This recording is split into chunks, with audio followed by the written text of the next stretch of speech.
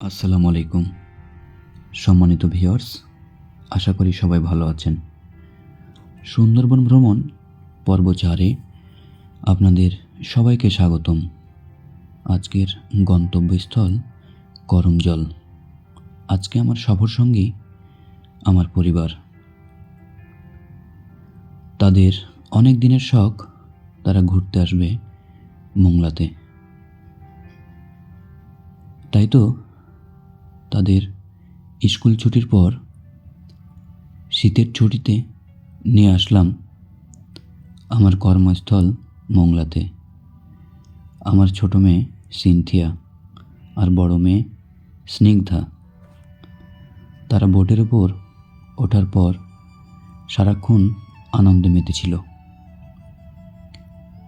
তাদের মনের ভিতর ছিল পৃথিবীর ম্যানগ্রোভ বন, সুন্দরবন দেখার উদ্বেগ।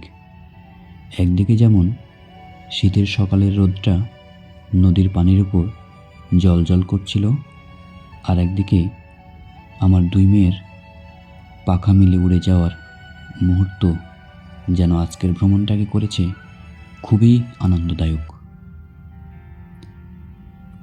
তাদের দুইজনের মনের ভিতর একদিকে বড় বড় জাহাজ দেখার আনন্দ, আর একদিকে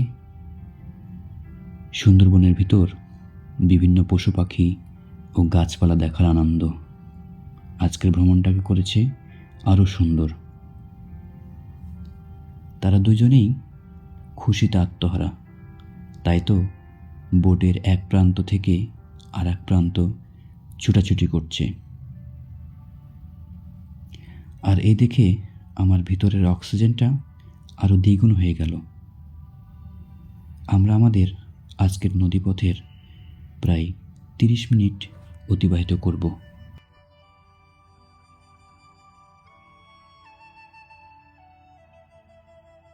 আমার ছোট মেয়ে সিনথিয়া সারাক্ষণ আনন্দে মেতেছিল। তার ভিতর ছিল সুন্দরবন দেখার আনন্দ। তাই তো বোটের রেলিং ধরে পায়চারি করছিল আর খুনসুটিতে মেতেছিল আমার সাথে। তাদের আজকের এই আনন্দটা আমাকে করেছে আরও মুগ্ধ। আমার বড় মেয়ে স্নিগ্ধা খুবই শান্ত, ছোটটা খুবই চঞ্চল। তাই তো তারা মেতে থাকে সারাক্ষণ খুনসুটিতে। আমরা প্রায় করমজলের খুব কাছাকাছি চলে এসেছি। আপনাদের সকলকে ধন্যবাদ। আবার দেখা হবে সুন্দরবনের জীববৈচিত্র্য ও প্রাকৃতিক দৃশ্য নিয়ে সুন্দরবন ভ্রমণ পর্ব 5-এ। সবাই ভালো থাকবেন, সুস্থ থাকবেন। আল্লাহ হাফেজ।